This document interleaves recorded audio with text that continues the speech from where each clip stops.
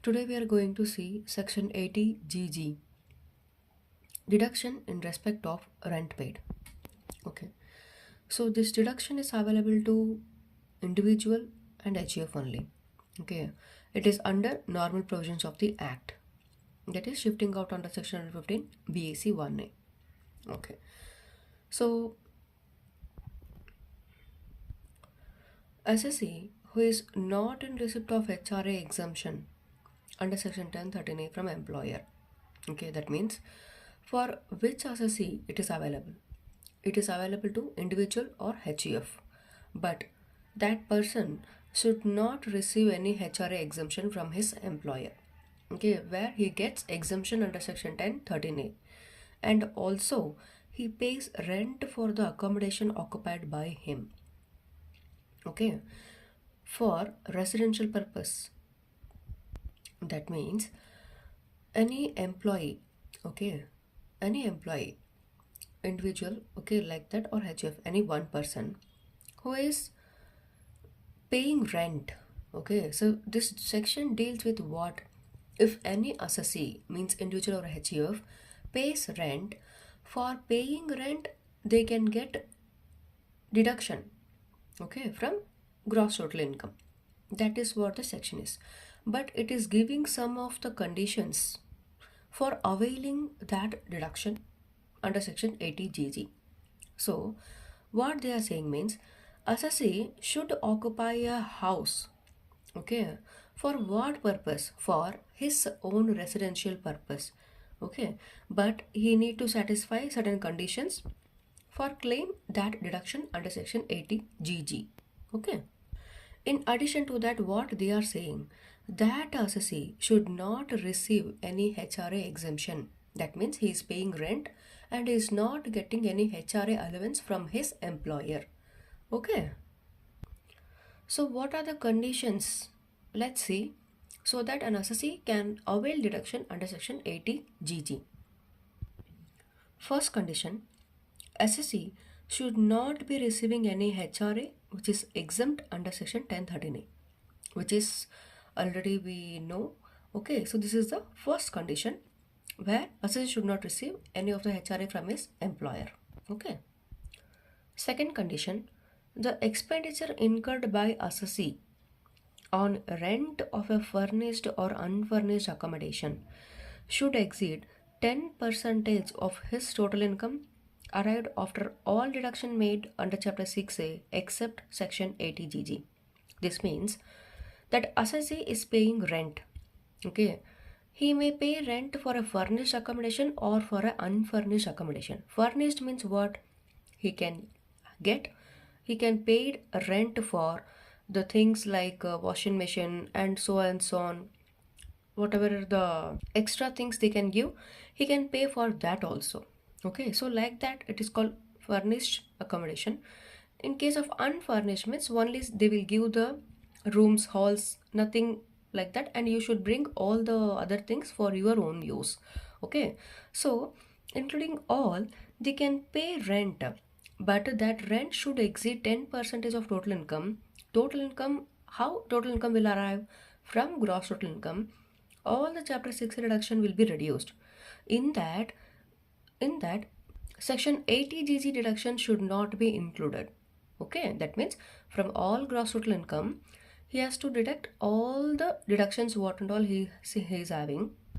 After he will get total income. So on that total income 10 percentage. Okay, whatever the rent he is paying, it should exceed 10% of total income. Okay, it should be more. Rent should be more. Okay, now third condition, accommodation occupied by assessee for the purpose of own residence. Okay, for his own use. His own use means not for any business purpose. For his residential purpose, he should have taken on rent. Okay. Now fourth condition, assessee should fulfill such other conditions prescribed to that area or place in which accommodation is situated and other relevant consideration. That means wherever we are going and staying, this is the basic rule. We should go according to the rules and regulations made by the house owner and the area and the place. So same that will also applicable to the assessee here also. Fifth condition, assessee or spouse or his minor child, or in case of HEF, any member of HEF should not own any accommodation at the place where he resides or performs duties of his office or employment or carries business or profession. That means assessee staying on rent. Okay. So in that place, he should not own his own residential house, his own house, his own accommodation. He should not have. Okay. Assessee or spouse or his minor child. Okay. In case of individual, in case of HF, any member of the HUF, they should not have any house where they actually performs his duty.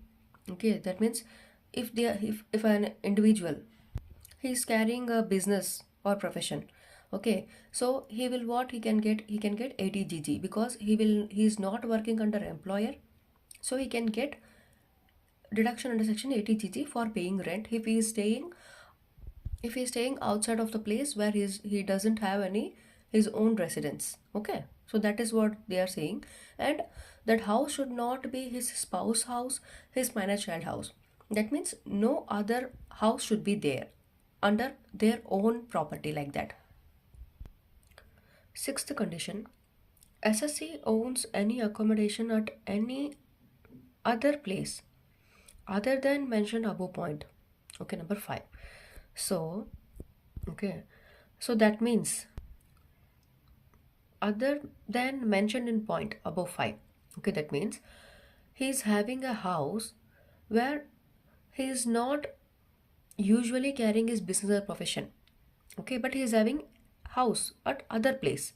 But that is also that such accommodation is not occupied by assessee and its annual value not determined under section 23 2A, that is self-occupied or unoccupied category, or 23 subsection 4 subclass A, deemed to be lettered category. Okay, that means he is having a house where he is not occupied. That means assessee is not occupied, and that house is not coming under the category of self-occupied or deemed to be lettered category. That means apart from that, that house should be on let out property category only. Now, seventh condition, assessee should file a declaration form 10BA, okay, to claim deduction under section 80 GG before filing ITR, which says about rent details. Okay, that means any this assessee, if he is carrying business or profession and he is filing his income tax, means he need to submit form 10BA for which says about the rent details. Okay, that means while filing with ITR, he need to file the form 10BA also. Okay. Now, quantum of deduction, that is how much deduction is allowed under section 80 GG for the assessee. Okay. In this, whichever is least among the following. Okay. There are three conditions. In this, whichever is less will go for deduction. Okay. First, actual rent paid minus 10% of total income after all chapter 60 deduction except section 80 GG.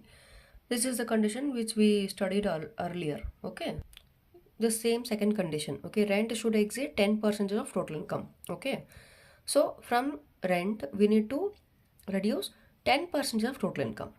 Okay, same thing they are saying there. Now second, 25% of such total income, same. Second one is 25%. First one is 10%. Second one is 25%. Okay. Arrived after all chapter 6 deduction before 80 GG. Now third one. Amount calculated rupees 5,000 per month. In this case, 5,000 per month into 12 months, 60,000. So among these three, whichever is less will be allowed as deduction under section 80 GG. And that will be the quantum of deduction under section 80 GG. Okay. Okay, in short form, so this is a combination of HRA and section 80 GG. Okay, so in case of HRA, what we will do, same, from HRA received we will get exemption under section 1039. For that, what are the three steps? Rent paid minus 10% of salary. Second, 50% or 40%. 50% in case of metropolitan city, 40% in case of non-metropolitan city of salary. Okay. Third, whatever the HRE we are received actually. Among these three, whichever is less will be the exempted HRA, and from whatever the HRA we received, it will be deducted, then we will get taxable HRA in case if we are having means. Okay. So same in case of ATGG, instead of HRA received, we will be getting total income, because why we are getting total income here? Deduction, section 80GG, we will get deduction from total income. Okay. In case of exemption, section 1013A, it is dealing with HRA. So it is, in case of 80GG, we will get 10% of total income, and in case of HRA, we will get 10% of salary. Here, 25% of total income, there 50 or 40% of salary. That means simply what I am saying is, in case of 80GG, go for 10% of total income or 25% of total income. If you are going for HRA, go for 10% of salary or 40% of salary. Remaining everything will be same. Okay, that means their HRA received whatever given here, 5,000 per month. Simple. So 5,000 per month at 12 will be 60,000. Among these three, whichever is less will be taken as deduction available under section 80GG. From total income you can get. Okay. Thank you.